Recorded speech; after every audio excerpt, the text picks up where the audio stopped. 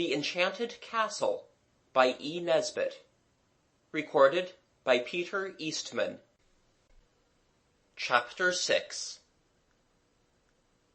Johnson was the hero of the hour.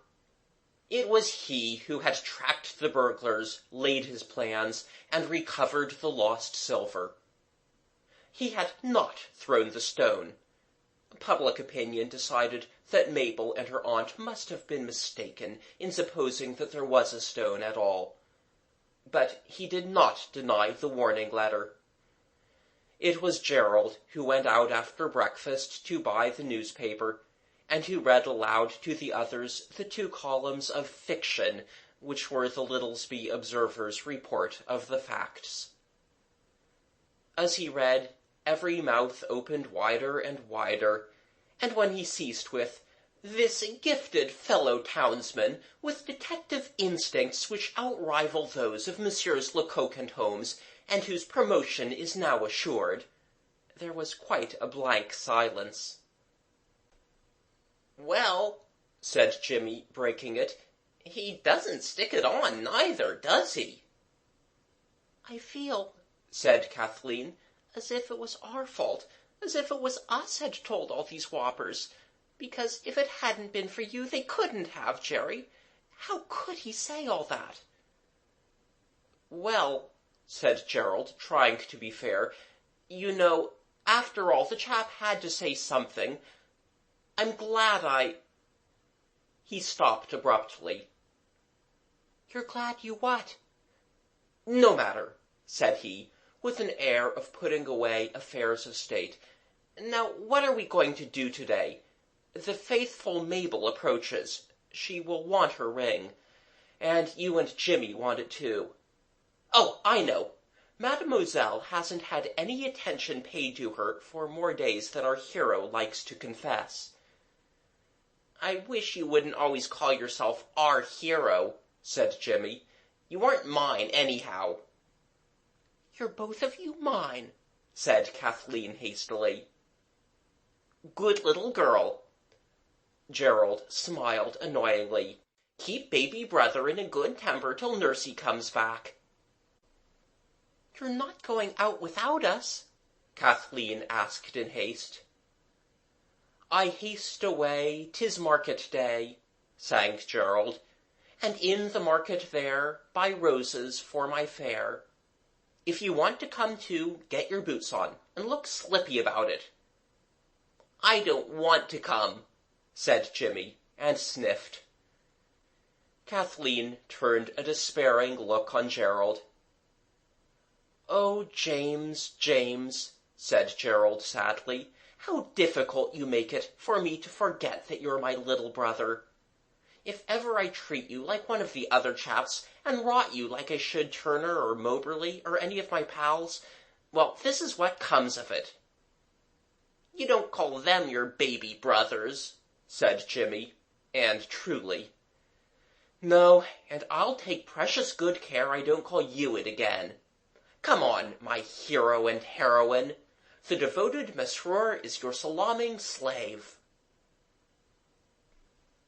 The 3 met Mabel opportunely, at the corner of the square where every Friday the stalls and the awnings and the green umbrellas were pitched, and poultry, pork, pottery, vegetables, drapery, sweets, toys, tools, mirrors, and all sorts of other interesting merchandise were spread out on trestle tables, piled on carts whose horses were stabled, and whose shafts were held in place by piled wooden cases, or laid out, as in the case of crockery and hardware, on the bare flagstones of the market-place.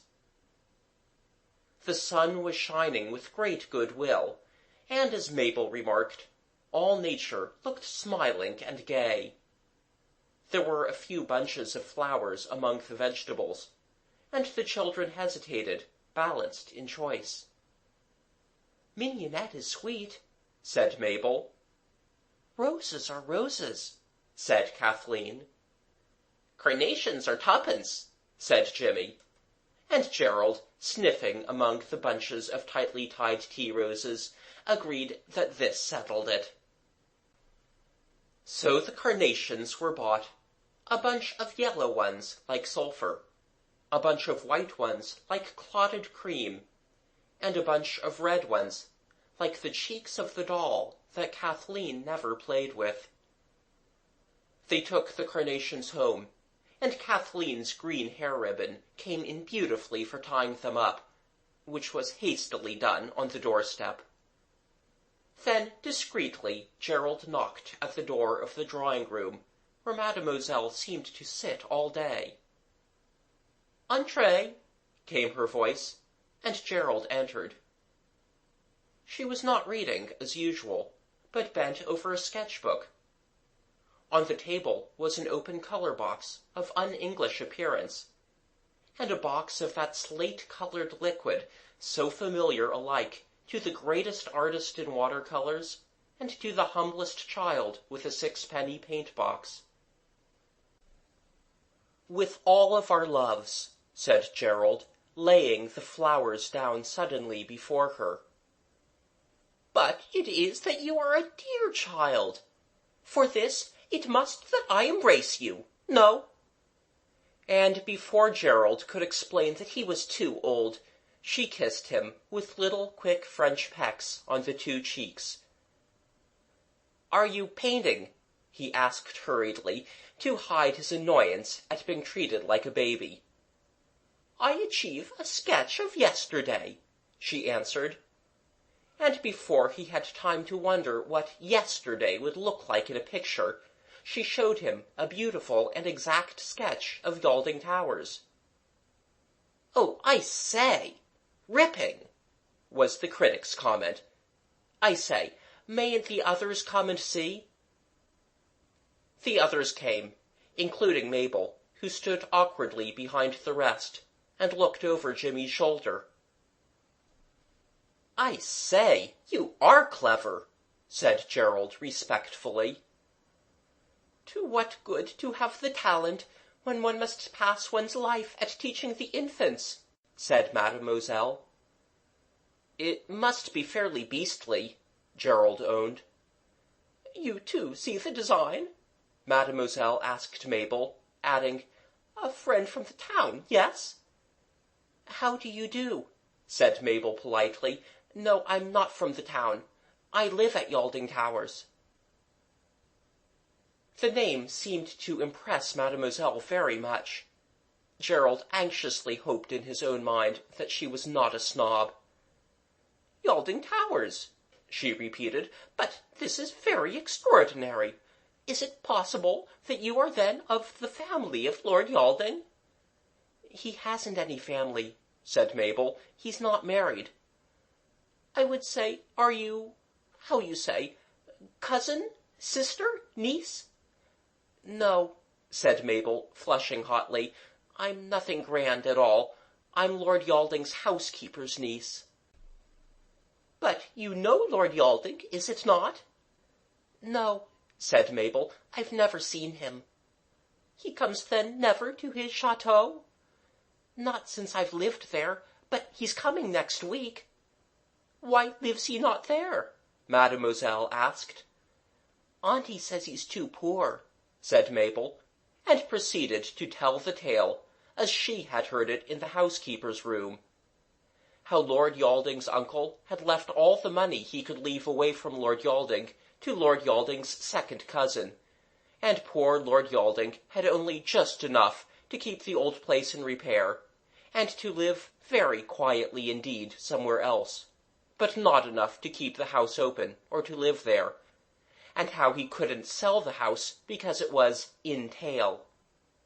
"What is it, then, in tail?" asked Mademoiselle. "In a tale that the lawyers write out," said Mabel, proud of her knowledge, and flattered by the deep interest of the French governess. "And when once they've put your house in one of their tales, you can't sell it or give it away, but you have to leave it to your son, even if you don't want to." "But how his uncle could be so cruel, to leave him the chateau and no money?" Mademoiselle asked. And Kathleen and Jimmy stood amazed at the sudden keenness of her interest in what seemed to them the dullest story. "Oh, I can tell you that, too," said Mabel. "Lord Yalding wanted to marry a lady his uncle didn't want him to, a barmaid or a ballet lady or something, and he wouldn't give her up, and his uncle said, 'Well, then,' and left everything to the cousin." "And you say he is not married?" "No, the lady went into a convent. I expect she's bricked up alive by now." "Bricked?" "In a wall, you know," said Mabel, pointing explainingly at the pink and gilt roses of the wallpaper. "Shut up to kill them. That's what they do to you in convents." "Not at all," said Mademoiselle. "In convents are very kind, good women. There is but one thing in convents that is detestable: the locks on the doors. Sometimes people cannot get out, especially when they are very young, and their relations have placed them there for their welfare and happiness. But how you say it, and walling ladies to kill them. No, it does itself never. And this lord, he did not then seek his lady?" "Oh, yes, he sought her right enough," Mabel assured her. "But there are millions of convents, you know, and he had no idea where to look, and they sent back his letters from the post office, and—" "Ciel!" cried Mademoiselle. "But it seems that one knows all in the housekeeper's saloon." "Pretty well all," said Mabel simply. "And you think he will find her, no?" "Oh, he'll find her all right," said Mabel, "when he's old and broken down, you know, and dying. And then a gentle sister of charity will soothe his pillow, and just when he's dying she'll reveal herself and say, 'My own lost love,' and his face will light up with a wonderful joy, and he'll expire with her beloved name on his parched lips." Mademoiselle's was the silence of sheer astonishment. "You do the prophecy, it appears," she said at last. "Oh, no," said Mabel, "I got that out of a book. I can tell you lots more fatal love stories any time you like." The French governess gave a little jump, as though she had suddenly remembered something. "It is nearly dinner time," she said. "Your friend, Mabel, yes, will be your convivial, and in her honor we will make a little feast. My beautiful flowers, put them to the water, Kathleen. I run to buy the cakes. Wash the hands all, and be ready when I return." Smiling and nodding to the children, she left them, and ran up the stairs. "Just as if she was young," said Kathleen. "She is young," said Mabel. "Heaps of ladies have offers of marriage when they're no younger than her. I've seen lots of weddings, too, with much older brides. And why didn't you tell me she was so beautiful?" "Is she?" asked Kathleen. "Of course she is. And what a darling to think of cakes for me, and calling me a convivial." "Look here," said Gerald. "I call this jolly decent of her. You know, governesses never have more than the meanest pittance, just enough to sustain life, and here she is spending her little all on us. Supposing we just don't go out today, but play with her instead. I expect she's most awfully bored, really." "Would she really like it?" Kathleen wondered. "Aunt Emily says grown-ups never really like playing. They do it to please us." "They little know," Gerald answered, "how often we do it to please them." "We've got to do that dressing up with the princess clothes anyhow. We said we would," said Kathleen. "Let's treat her to that." "Rather near tea time," urged Jimmy, "so that there'll be a fortunate interruption, and the play won't go on forever." "I suppose all the things are safe?" Mabel asked. "Quite. I told you where I put them. Come on, Jimmy. Let's help lay the table.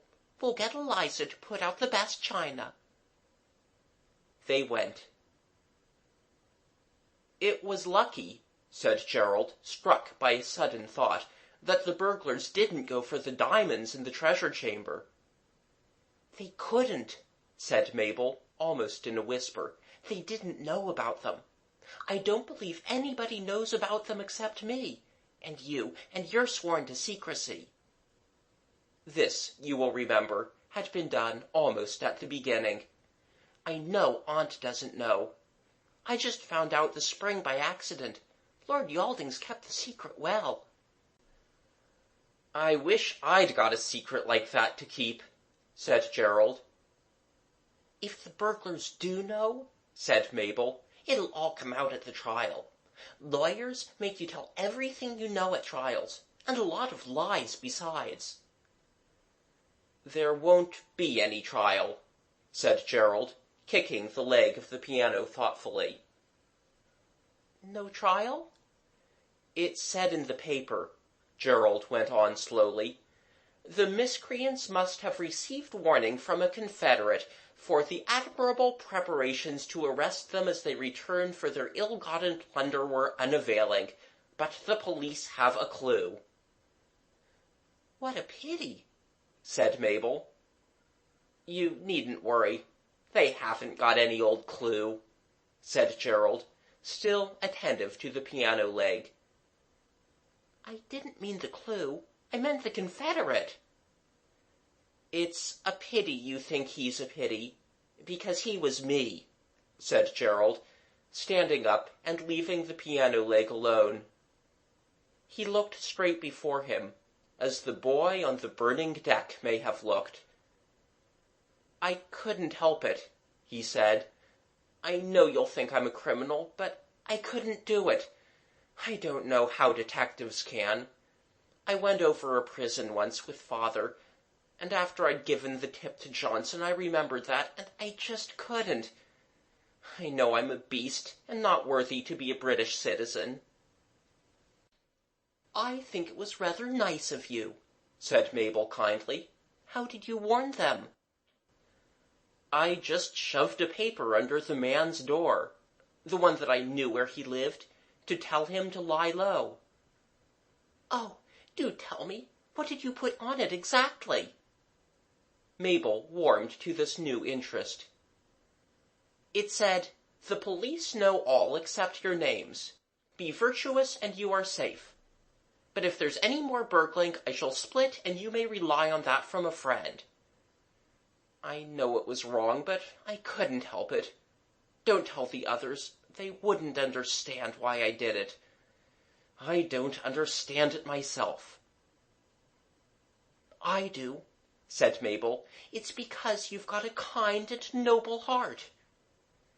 "Kind fiddlestick, my good child," said Gerald, suddenly losing the burning boy expression, and becoming in a flash entirely himself.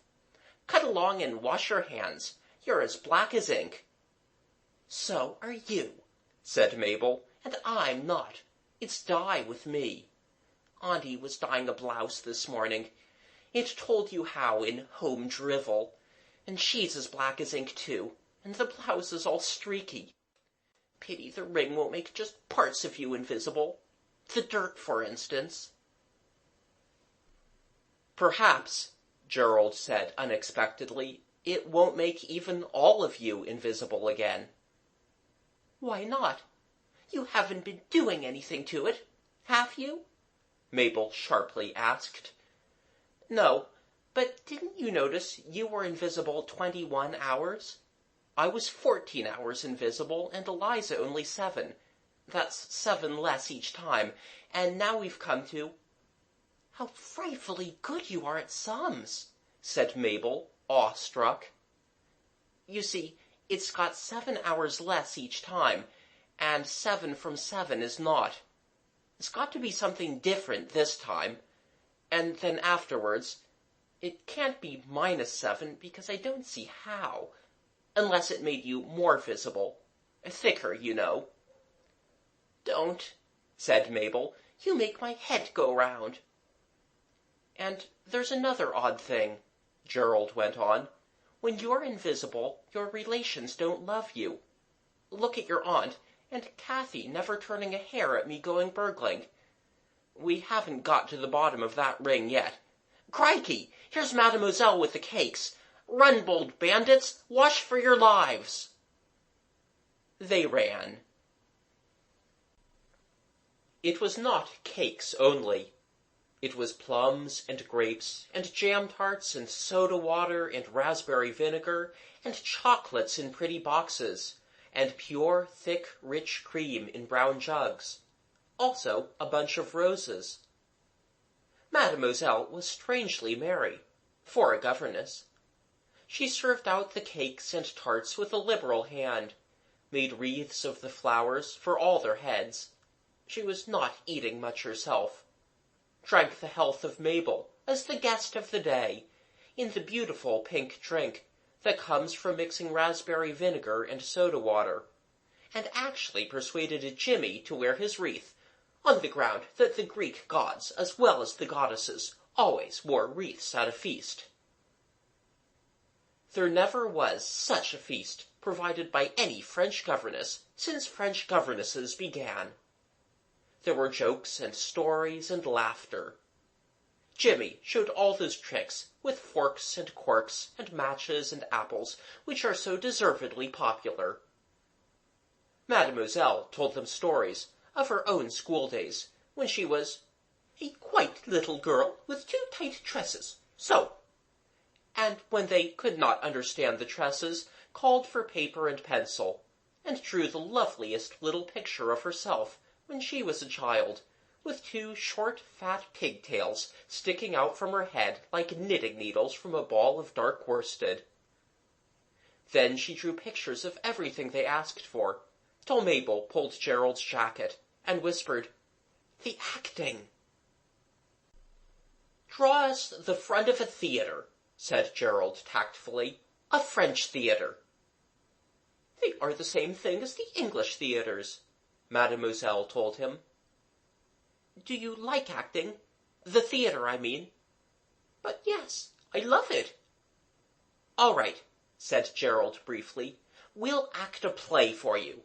Now, this afternoon, if you like." "Eliza will be washing up," Kathy whispered, "and she was promised to see it." "Or this evening," said Gerald. "And please, Mademoiselle, may Eliza come in and look on?" "But certainly," said Mademoiselle. "Amuse yourselves well, my children." "But it's you," said Mabel suddenly, "that we want to amuse, because we love you very much, don't we, all of you?" "Yes," the chorus came unhesitatingly, though the others would never have thought of saying such a thing on their own account. Yet, as Mabel said it, they found to their surprise that it was true. "Tiens," said Mademoiselle, "you love the old French governess? Impossible!" And she spoke rather indistinctly. "You're not old," said Mabel.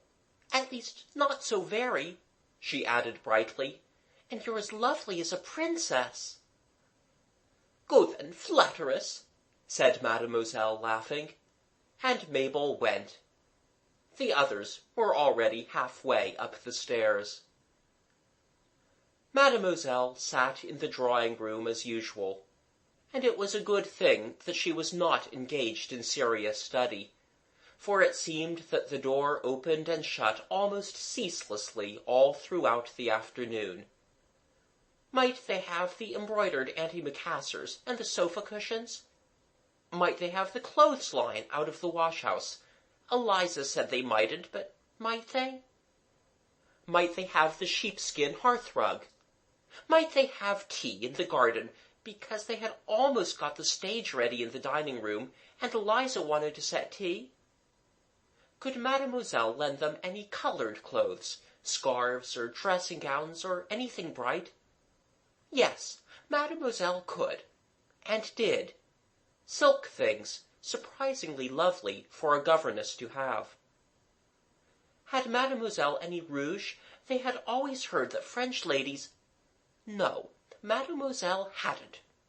and to judge by the color of her face, Mademoiselle didn't need it. Did Mademoiselle think the chemist sold rouge, or had she any false hair to spare? At this challenge, Mademoiselle's pale fingers pulled out a dozen hairpins, and down came the loveliest blue-black hair, hanging to her knees in straight, heavy lines. "No, you terrible infants!" she cried. "I have not the false hair, nor the rouge. And my teeth, you want them also without doubt?" She showed them in a laugh. "I said you were a princess," said Mabel, "and now I know. You're Rapunzel. Do always wear your hair like that. May we have the peacock fans, please, off the mantelpiece, and the things that loop back the curtains, and all the handkerchiefs you've got?" Mademoiselle denied them nothing. They had the fans, and the handkerchiefs, and some large sheets of expensive drawing paper out of the school cupboard, and Mademoiselle's best sable paintbrush and her paint-box. "Who would have thought," murmured Gerald, pensively sucking the brush, and gazing at the paper mask he had just painted, "that she was such a brick in disguise? I wonder why Crimson Lake always tastes just like Liebig's extract." Everything was pleasant that day, somehow. There are some days like that, you know, when everything goes well from the very beginning. All the things you want are in their places. Nobody misunderstands you, and all that you do turns out admirably.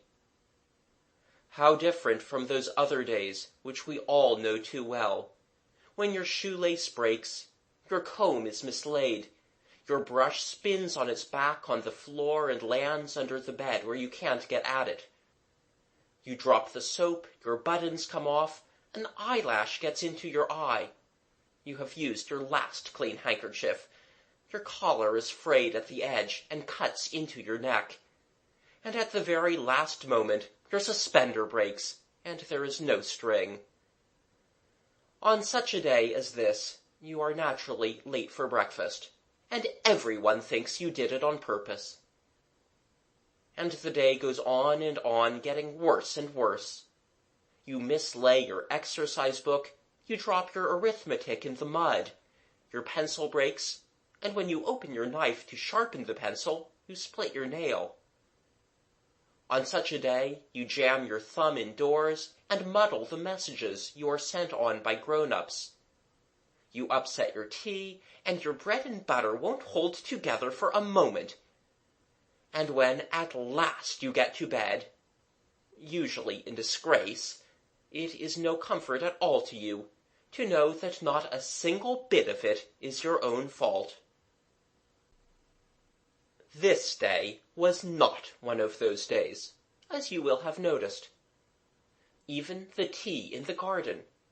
There was a bricked bit of a rockery that made a steady floor for the tea-table, was most delightful, though the thoughts of 4 out of the 5 were busy with the coming play, and the 5th had thoughts of her own that had nothing to do with tea or acting.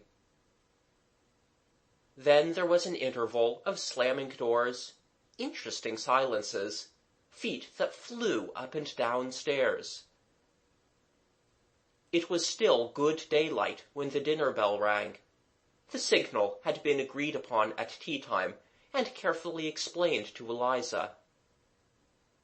Mademoiselle laid down her book, and passed out of the sunset-yellowed hall into the faint yellow gaslight of the dining-room. The giggling Eliza held the door open before her, and followed her in. The shutters had been closed. Streaks of daylight showed above and below them.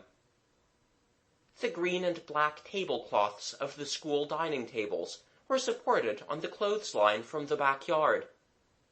The line sagged in a graceful curve, but it answered the purpose of supporting the curtains which concealed that part of the room which was the stage.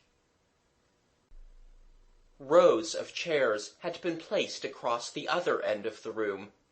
all the chairs in the house, as it seemed, and Mademoiselle started violently when she saw that fully half a dozen of these chairs were occupied, and by the queerest people too. An old woman with a poke bonnet tied under her chin with a red handkerchief, a lady in a large straw hat wreathed in flowers, and the oddest hands that stuck out over the chair in front of her, several men with strange, clumsy figures, and all with hats on. "But," whispered Mademoiselle through the chinks of the tablecloths, "you have then invited other friends? You should have asked me, my children." Laughter and something like a hurrah answered her from behind the folds of the curtaining tablecloths. "All right, Mademoiselle Rapunzel," cried Mabel. "Turn the gas up. It's only part of the entertainment." Eliza, still giggling, pushed through the lines of chairs, knocking off the hat of one of the visitors as she did so, and turned up the 3 incandescent burners. Mademoiselle looked at the figure seated nearest to her, stooped to look more closely, half laughed, quite screamed, and sat down suddenly. "Oh!" she cried, "they are not alive!" Eliza, with a much louder scream, had found out the same thing and announced it differently. "They ain't got no insides," said she. The 7 members of the audience, seated among the wilderness of chairs, had indeed no insides to speak of. Their bodies were bolsters and rolled-up blankets. Their spines were broom handles. Their arm and leg bones were hockey sticks and umbrellas. Their shoulders were the wooden cross-pieces that Mademoiselle used for keeping her jackets in shape. Their hands were gloves, stuffed out with handkerchiefs, and their faces were the paper masks painted in the afternoon by the untutored brush of Gerald, tied on to the round heads made of the ends of stuffed bolster cases. The faces were really rather dreadful. Gerald had done his best, but even after his best had been done, you would hardly have known they were faces, some of them, if they hadn't been in the positions which faces usually occupy, between the collar and the hat. Their eyebrows were furious with lamp-black frowns. Their eyes the size and almost the shape of 5-shilling pieces, and on their lips and cheeks had been spent much crimson lake, and nearly the whole of a half-pan of vermilion. "You have made yourselves an auditors, yes? Bravo!" cried Mademoiselle, recovering herself and beginning to clap. And to the sound of that clapping, the curtain went up, or rather apart. A voice said, in a breathless, choked way, "Beauty and the Beast," and the stage was revealed. It was a real stage, too. The dining tables pushed close together, and covered with pink and white counterpanes.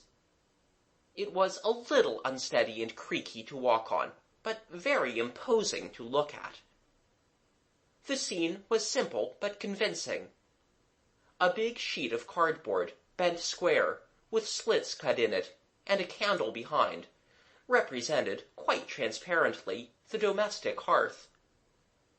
A round hat-tin of Eliza's, supported on a stool with a night-light under it, could not have been mistaken, save by wilful malice, for anything but a copper. A waste-paper basket with 2 or 3 school-dusters and an overcoat in it, and a pair of blue pajamas over the back of a chair, put the finishing touch to the scene. It did not need the announcement from the wings, "The laundry at Beauty's home." It was so plainly a laundry, and nothing else. In the wings, "They look just like a real audience, don't they?" whispered Mabel. "Go on, Jimmy. Don't forget, the merchant has to be pompous and use long words." Jimmy, enlarged by pillows under Gerald's best overcoat, which had been intentionally bought with a view to his probable growth during the 2 years which it was intended to last him, a Turkish towel turban on his head, and an open umbrella over it, opened the first act in a simple and swift soliloquy. "I am the most unlucky merchant that ever was. I was once the richest merchant in Baghdad, but I lost all my ships, and now I live in a poor house that is all to bits. You can see how the rain comes through the roof, and my daughter's taken washing, and—" The pause might have seemed long, but Gerald rustled in, elegant in Mademoiselle's pink dressing-gown, and the character of the eldest daughter. "A nice drying day," he minced. "Pa dear, put the umbrella the other way up. It'll save us going out in the rain to fetch water. Come on, sisters, dear father's got us a new wash-tub. Here's luxury." Round the umbrella, now held the wrong way up, the 3 sisters knelt and washed imaginary linen. Kathleen wore a violet skirt of Eliza's, a blue blouse of her own, and a cap of knotted handkerchiefs. A white nightdress, girt with a white apron, and 2 red carnations in Mabel's black hair, left no doubt as to which of the 3 was Beauty. The scene went very well.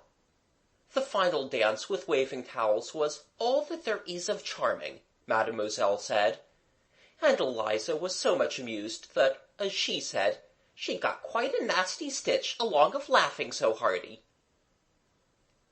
You know pretty well what Beauty and the Beast would be like, acted by 4 children who had spent the afternoon in arranging their costumes, and so had left no time for rehearsing what they had to say.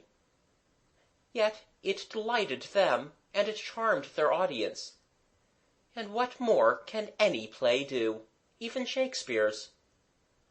Mabel, in her princess clothes, was a resplendent beauty, and Gerald, a beast who wore the drawing-room hearthrugs with an air of indescribable distinction.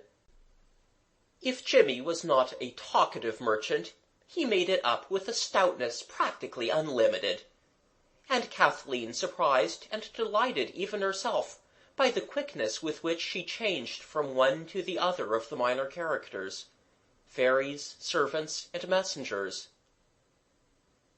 It was at the end of the second act that Mabel, whose costume, having reached the height of elegance, could not be bettered, and therefore did not need to be changed, said to Gerald, sweltering under the weighty magnificence of his beast skin, "I say, you might let us have the ring back."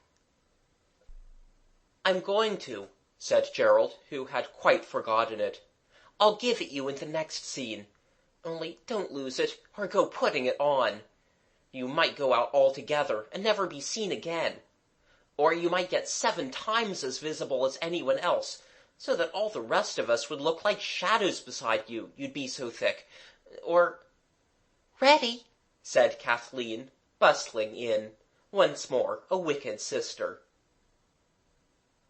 Gerald managed to get his hand into his pocket under his hearthrug, and when he rolled his eyes in agonies of sentiment and said, "Farewell, dear Beauty. Return quickly, for if you remain long absent from your faithful beast, he will assuredly perish," he pressed a ring into her hand, and added, "This is a magic ring that will give you anything you wish. When you desire to return to your own disinterested beast, put on the ring and utter your wish. Instantly you will be by my side." Beauty Mabel took the ring, and it was the ring. The curtains closed, to warm applause from 2 pairs of hands. The next scene went splendidly. The sisters were almost too natural in their disagreeableness, and Beauty's annoyance when they splashed her princess's dress with real soap and water was considered a miracle of good acting. Even the merchant rose to something more than mere pillows, and the curtain fell on his pathetic assurance that in the absence of his dear Beauty he was wasting away to a shadow. And again 2 pairs of hands applauded. "Here, Mabel, catch hold," Gerald appealed, from under the weight of a towel-horse, the tea-urn, the tea-tray, and the green baize apron of the boot-boy, which, together with 4 red geraniums from the landing, the pampas grass from the drawing-room fireplace, and the India rubber plants from the drawing-room window, were to represent the fountains and garden of the last act. The applause had died away. "I wish," said Mabel, taking on herself the weight of the tea-urn, "I wish those creatures we made were alive. We should get something like applause then." "I'm jolly glad they aren't," said Gerald, arranging the baize and the towel-horse. "Brutes, it makes me feel quite silly when I catch their paper eyes." The curtains were drawn back. There lay the hearthrug-coated beast, in flat abandonment among the tropic beauties of the garden, the pampas grass shrubbery, the India rubber plant bushes, the geranium trees, and the urn fountain. Beauty was ready to make her great entry in all the thrilling splendor of despair. And then, suddenly, it all happened. Mademoiselle began it. She applauded the garden scene, with hurried little clappings of her quick French hands. Eliza's fat red palms followed heavily. And then someone else was clapping. 6 or 7 people, and their clapping made a dull, padded sound. 9 faces instead of 2 were turned towards the stage, and 7 out of the 9 were painted, pointed paper faces. And every hand and every face was alive. The applause grew louder as Mabel glided forward, and as she paused and looked at the audience, her unstudied pose of horror and amazement drew forth applause louder still. But it was not loud enough to drown the shrieks of Mademoiselle and Eliza as they rushed from the room, knocking chairs over and crushing each other in the doorway. 2 distant doors banged, Mademoiselle's door and Eliza's door. "Curtain! Curtain, quick!" cried Beauty Mabel, in a voice that wasn't Mabel's or the Beauty's. "Jerry, those things have come alive! Oh, whatever shall we do?" Gerald, in his hearthrugs, leaped to his feet. Again that flat, padded applause marked the swish of clothes on clothesline as Jimmy and Kathleen drew the curtains. "What's up?" they asked as they drew. "You've done it this time," said Gerald to the pink, perspiring Mabel. "Oh, bother these strings." "Can't you bust them?" "I've done it," retorted Mabel. "I like that." "More than I do," said Gerald. "Oh, it's all right," said Mabel. "Come on, we must go and pull the things to pieces. Then they can't go on being alive." "It's your fault, anyhow," said Gerald, with every possible absence of gallantry. "Don't you see? It's turned into a wishing ring. I knew something different was going to happen. Get my knife out of my pocket. The string's in a knot. Jimmy, Kathy, those ugly wuglies have come alive, because Mabel wished it. Cut out and pull them to pieces." Jimmy and Kathy peeped through the curtain, and recoiled with white faces and staring eyes. "Not me," was the brief rejoinder of Jimmy. Kathy said, "Not much." And she meant it. Anyone could see that. And now, as Gerald, almost free of the hearthrugs, broke his thumbnail on the stiffest blade of his knife, a thick rustling and a sharp, heavy stumping sounded beyond the curtain. "They're going out!" screamed Kathleen. "Walking out on their umbrella and broomstick legs. You can't stop them, Jerry. They're too awful." Everybody in the town will be insane by tomorrow night if we don't stop them," cried Gerald. "Here, give me the ring. I'll unwish them." He caught the ring from the unresisting Mabel, cried, "I wish the uglies weren't alive," and tore through the door. He saw, in fancy, Mabel's wish undone, and the empty hall strewed with limp bolsters, hats, umbrellas, coats, and gloves, prone, abject properties, from which the brief life had gone out forever. But the hall was crowded with live things, strange things, all horribly short as broomsticks and umbrellas are short. A limp hand gesticulated. A pointed white face with red cheeks looked up at him, and wide red lips said something, he could not tell what. The voice reminded him of the old beggar down by the bridge, who had no roof to his mouth. These creatures had no roofs to their mouths, of course. They had no— "Au re'omemi ua'u'o'el," said the voice again. And it had said it 4 times, before Gerald could collect himself sufficiently to understand that this horror, alive and most likely quite uncontrollable, was saying, with a dreadful, calm, polite persistence, "Can you recommend me to a good hotel?" End of chapter 6.